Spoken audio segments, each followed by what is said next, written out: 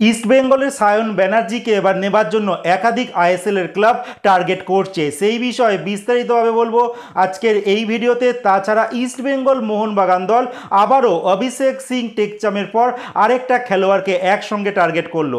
কে সেই খেলোয়াড় তারও আপডেট দেবো আজকের এই ভিডিওতে। তাছাড়া জানাবো অনূর্ধ্ব-17 যে এএফসি এশিয়ান কাপ কোয়ালিফায়ারে গ্রুপ ড্র হয়ে গেল, যেখানে ভারতীয় ফুটবল দল কিন্তু যথেষ্ট শক্তিশালী গ্রুপে পড়ে গেল।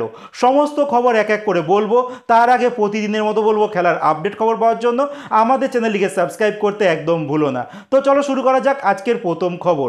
আজকের প্রথম খবরটি শুরু করতে চলেছি ভারতীয় অনূর্ধ্ব-17 ম্যানস ফুটবল টিমের আপডেট নিয়ে, যেখানে আজকে গ্রুপ ড্র হয়ে গেছে।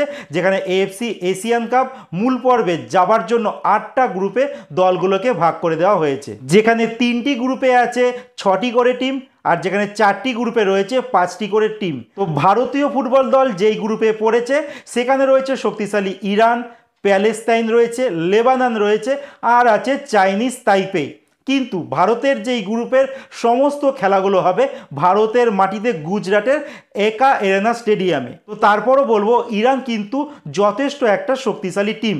আর এই 7টা গ্রুপের যারা গ্রুপ চ্যাম্পিয়ন হবে, মানে গ্রুপ উইনার, তারা কিন্তু প্রত্যেকেই মূল পর্বের জন্য যোগ্যতা অর্জন করবে। সেক্ষেত্রে ভারতীয় দলের পক্ষে কাজটা কিন্তু যথেষ্ট কঠিন হতে চলেছে। আর এর আগে থেকেই কিন্তু 9খানা টিম কোয়ালিফাই করে রেখেছে। স্ক্রিনে দিয়ে দিয়েছি এই কোন কোন টিম আগে থেকে কোয়ালিফাই করে রয়েছে, 9খানা টিম। আর এখানে 7টা গ্রুপের 7খানা champion team, group champion team, তারা এই 9টা টিমের সঙ্গে অ্যাড হবে, মানে টোটাল 16টা টিম হবে। তারপর কিন্তু মূল পর্বের খেলা শুরু হবে।